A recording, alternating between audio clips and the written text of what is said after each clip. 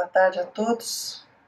Vamos à nossa palestra da sessão de saúde de sexta-feira, agradecendo a Deus pela oportunidade, mais uma vez, pedindo a bênção de Jesus para a nossa reunião. Vamos falar hoje, mais uma vez, sobre o auxílio, mas hoje especificamente sobre o auxílio aos inimigos. Aprendemos que havemos de ser indulgentes com nossos inimigos e com os inimigos da sociedade, verdadeiros enfermos da alma, né? Não devemos maldizer nem os criminosos e nem os corruptos. Mas gostaríamos hoje de ir um pouco mais além nessa questão, lançando essa pergunta: será que perante esses inimigos nós não somos os primeiros a apontar o dedo? É uma reflexão, né? E citamos então as palavras de Kardec: toda causa tem o seu efeito, todo efeito tem a sua causa. Tudo acontece de acordo com a lei de Deus. Ou seja, a providência divina não deixa de corrigir todas as faltas dos homens. Assim, esses malfeitores, os nossos inimigos, podem ter um futuro não muito promissor os esperando, né? Se não nessa existência, em outras vidas. Então, vamos fazer preces por eles, para que eles despertem e se corrijam. É uma forma de ajudá-los, né? E como lemos no Evangelho, no capítulo 28, coletânea de preces, a caridade para com os nossos inimigos deve acompanhá-los ao além-túmulo. Precisamos ponderar que o mal que eles nos fizeram foi para nós uma prova, que há de ter sido propícia ao nosso adiantamento, se a soubermos aproveitar. Essa prova pode ter sido mesmo de maior proveito para nós do que as aflições puramente materiais, pelo fato de nos haver facultado juntar a coragem e a resignação, a caridade e o esquecimento das ofensas. Então é através dessa prova, né, de ter que conviver com os inimigos, né, nós acabamos nos tornando corajosos, né, porque ele exige coragem, resignação, praticamos a caridade e esquecemos ofensas. Se a eficácia das preces fosse proporcional à sua extensão, as mais longas deveriam ficar reservadas aos mais culpados, porque mais lhes são elas necessárias do que aqueles que santamente viveram. Recusá-las aos criminosos, ou seja, recusar as preces aos criminosos, é faltar com a caridade e desconhecer a misericórdia de Deus. Julgá-las inúteis, quando um homem haja praticado tal ou qual erro, seria prejulgar a justiça do Altíssimo. E como lemos na semana passada, né, Jesus nos disse: os sãos não têm necessidade de médico, mas sim os enfermos. Então são os viciosos, né, os doentes da alma que precisam de ajuda, né? Todos precisamos, mas esses precisam mais, né? Assim como Jesus também nos disse: não julgueis e não sereis julgados, não condeneis e não sereis condenados, perdoai e sereis perdoados. E completamos com essa reflexão, né, a máxima de Jesus: amai os vossos inimigos, fazei bem aos que vos odeiam, e orai pelos que vos perseguem e caluniam, para serdes filhos de vosso Pai, que está nos céus, o qual faz nascer o seu sol sobre bons e maus, e vir chuva sobre justos e injustos. Sede, pois, misericordiosos, como também vosso Pai é misericordioso. Então, voltando ao questionamento sobre se perante o inimigo não somos os primeiros a apontar o dedo, né? Os ensinamentos estão aí bem claros, né? Nos mostrando como essa conduta é imprópria. Assim, só nos cabe querer ouvi-los, né? Querer ouvi-los, né? Porque podemos ler, estudar, mas se nós não queremos ouvir esses ensinamentos, nada vai acontecer de novo, né? Continuamos errando. Lembramos do conto que trouxemos há 2 semanas atrás sobre o médium trabalhador na cura de obsessões, né? Que hostilizava os espíritos obsessores.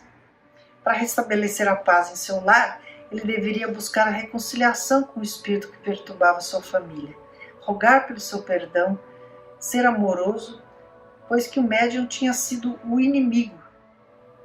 Ele tinha sido o inimigo de outra vida. E devendo dar um bom exemplo, esse médium tinha que então corrigir sua atitude ostensiva contra os obsessores que já foram suas vítimas, né?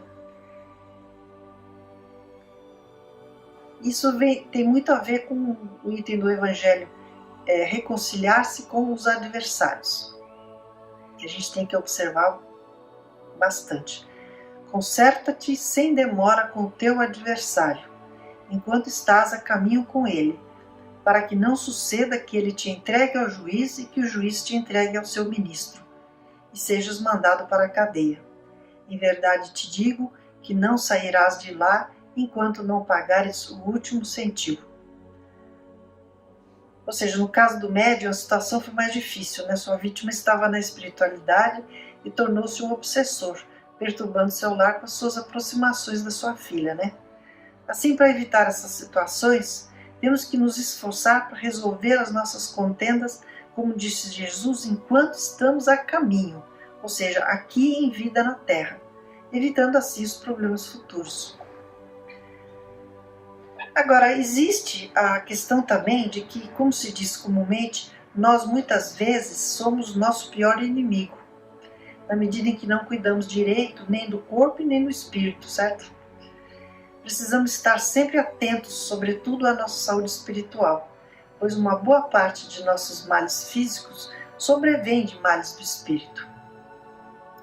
Então trouxemos um conto do irmão X que nos traz esclarecimentos a esse respeito.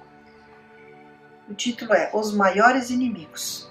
Está no livro Luz Acima, psicografado pelo Chico. Certa feita, Simão Pedro perguntou a Jesus: Senhor, como saberei onde vivem nossos maiores inimigos?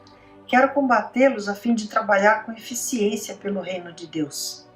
E Jesus respondeu benevolente: A experiência tudo revela no momento preciso. Ah, exclamou Simão impaciente, a experiência demora muito. O amigo divino esclareceu imperturbável. Para os que possuem olhos de ver e ouvidos de ouvir, 1 hora, às vezes, basta ao aprendizado de inesquecíveis lições. E Pedro calou-se desencantado. E de repente, assustado, Pedro notou alguém se esgueirando atrás das árvores. E desafiou a pessoa a afastar-se, ameaçando-o irritado. Quando tentou agarrá-lo, ele ficou com medo, achou que era um inimigo, né? Ouviu uma risada. Então, ao invés de um inimigo, era o seu próprio irmão André, que vinha por trás das árvores, mas se juntou à caravana. E Jesus então endereçou o expressivo gesto a Simão e disse: Pedro, nunca te esqueças de que o medo é um adversário terrível. Continuando então a caminhada, aí então se aproximou um judeu, que lhes dirigiu a palavra com pouco respeito. Simão inchou-se de cólera, reagiu e discutiu, longe das noções de tolerância fraterna, até que o interlocutor fugiu amedrontado. E o mestre, até então silencioso, fixou no aprendiz os olhos muito lúcidos e inquiriu: Pedro, qual é a primeira obrigação do homem que se candidata ao reino celeste? E Pedro diz: amar a Deus sobre todas as coisas e ao próximo como a si mesmo. Terás observado a regra sublime nesse conflito? Continuou Cristo serenamente. Recorda que antes de tudo é indispensável o nosso auxílio ao que ignora o verdadeiro bem e não esqueças que a cólera é um perseguidor cruel. E Pedro, caladinho, né? Mais à frente, encontraram um vendedor de perfumes que informou que um leproso que Jesus havia curado andava em Jerusalém acusando o Messias com falsas alegações. E Pedro não se conteve, gritou que esse leproso era um ingrato e o amaldiçoou. E Cristo olhou para ele e lhe perguntou, né? Pedro, quantas vezes perdoarás a teu irmão? E Pedro responde, até 70 vezes 7, replicou, humilde. O amigo celeste contemplou calmo e rematou: a dureza é um carrasco da alma. E cruzaram então com um velho romano paralítico que lhes sorriu de forma sarcástica, olhando-os orgulhoso do alto de uma liteira. Notando o gesto sarcástico, Pedro logo falou: desejaria curar aquele pecador impenitente, a fim de dobrar-lhe o coração para Deus. Jesus, porém, afagou-lhe o ombro e ajuntou: por que instituiríamos a violência no mundo se o próprio Pai nunca se impôs a ninguém? E ante o companheiro desapontado concluiu: a vaidade é um verdugo sutil. Porque ele tinha o poder de curar, né? Então ele já estava querendo curar o homem para mostrar, né, o seu poder e o poder de Deus, né? E então pararam para se alimentar numa hospedaria, onde encontraram um homem que comentava sobre a política da época, fazendo críticas. E Pedro se engajou na conversa, corroborando com os comentários e fazendo recriminações impiedosas sobre as autoridades, né? Terminada a palestra, Jesus perguntou ao discípulo se acaso estiver alguma vez em Roma, próximo das autoridades, né? E ele diz: nunca. O Cristo sorriu e observou: falaste com tamanha desenvoltura sobre o imperador que me pareceu estar diante de alguém que com ele houvesse privado conversa íntima. Em seguida acrescentou: estejamos convictos de que a maledicência é algoz terrível. O pescador de Cafarnaum silenciou desconcertado. O mestre então falou bondoso: Pedro, há precisamente 1 hora procuravas situar o domicílio de nossos maiores adversários. De então para cá, 5 apareceram entre nós: o medo, a cólera, a dureza, a vaidade e a maledicência. Como reconheces, nossos piores inimigos moram em nosso próprio coração. E sorrindo finalizou: dentro de nós mesmos será travada a guerra maior. Só respira no fundo, né? Então é ficarmos atentos, proceder sempre à nossa autoanálise, né? Como recomendou Santo Agostinho, todos os dias refletir sobre o que fizemos no dia, né? Quais foram nossas intenções, planejar o pedido de perdão para aqueles que possamos ter prejudicado e planejar as correções. Não maldizer os inimigos, não sermos hostis e nem alimentarmos pensamentos de vingança.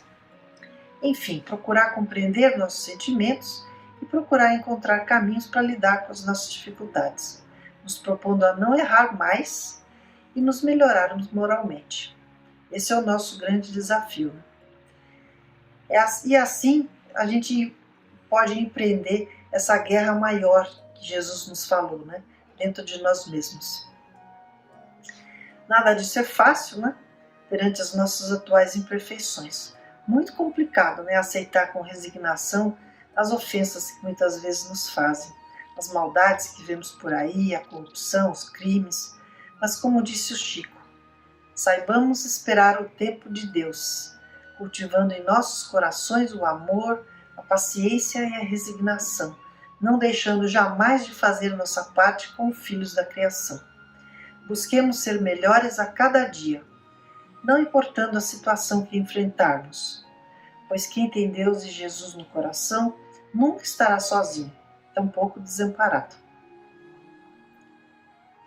Então que Deus nos dê o esclarecimento, né, coragem e vontade para nos lançarmos a esse esforço e um dia venceremos essa guerra interior, se Deus quiser. Então terminamos com a prece. Pai nosso que estais no céu, santificado seja o vosso nome. Venha a nós o vosso reino, seja feita a vossa vontade, Senhor, assim na terra como no céu. O pão nosso de cada dia nos dai hoje. Perdoai as nossas dívidas, assim como procuramos perdoar os nossos devedores. Não nos deixeis cair em tentação e livrai-nos do mal. Graças a Deus e graças a Jesus. Obrigada. Até semana que vem.